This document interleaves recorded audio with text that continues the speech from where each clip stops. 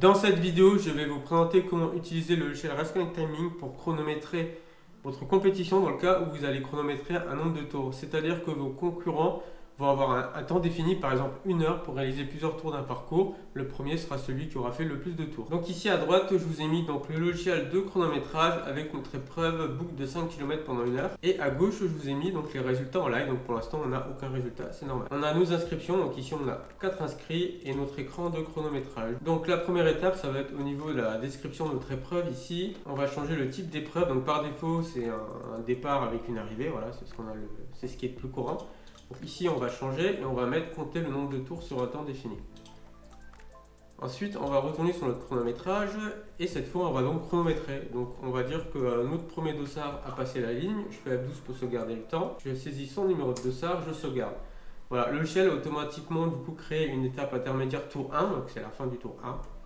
On a notre dossard 2 qui passe la ligne. On va dire qu'on a le 3 et on a le 4. Donc là, nos 4 dossards ont réalisé leur premier tour. Maintenant, le dossard 2 termine son 12e tour, on fait donc F12, on saisit son numéro 2, et voilà, donc le logiciel a créé automatiquement donc, un nouveau tour, le tour numéro 2.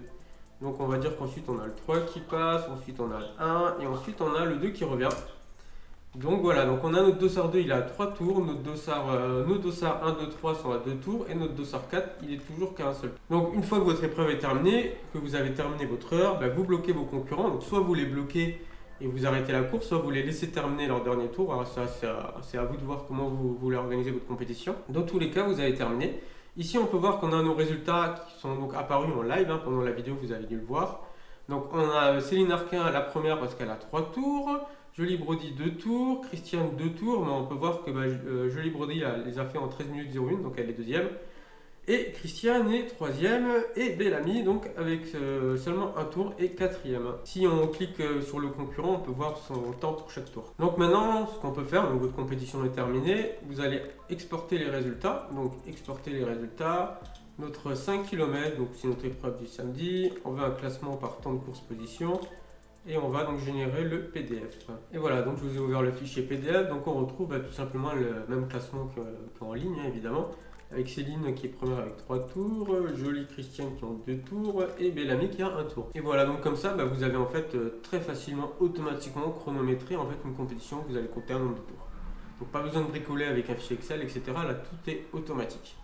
En sachant aussi que bien sûr ce système fonctionne aussi avec le chronométrage à puce. Donc comment ça fonctionne? Vous placez votre tapis d'arrivée à la fin du tour. À chaque fois qu'une puce va passer, ça va comptabiliser, donc ça va ajouter un nouveau tour. En sachant qu'entre deux tours, il faudra au minimum 15 secondes pour que le logiciel le comptabilise comme un nouveau tour. C'est-à-dire que si votre concurrent est détecté plusieurs fois dans la même seconde, le logiciel il va compter que c'est qu'un seul tour. Il ne va pas compter X tours. Alors pour finir, je rappelle que le logiciel est gratuit pour du chronométrage manuel. Vous faites F12, saisie du numéro de dossard. Donc quand vous avez peu de concurrents qui passent la ligne en même temps, ça pose aucun problème. En fait, vous avez le temps, vous avez un bénévole qui lit le numéro de dossard, qui vous le dit et vous le saisissez. Quand vous avez plusieurs concurrents qui passent la ligne en même temps, ça devient plus compliqué, c'est là où le chronométrage à puce devient intéressant. Et vous pouvez donc louer le matériel pour le chronométrage à puce sur notre plateforme raceconnect.com.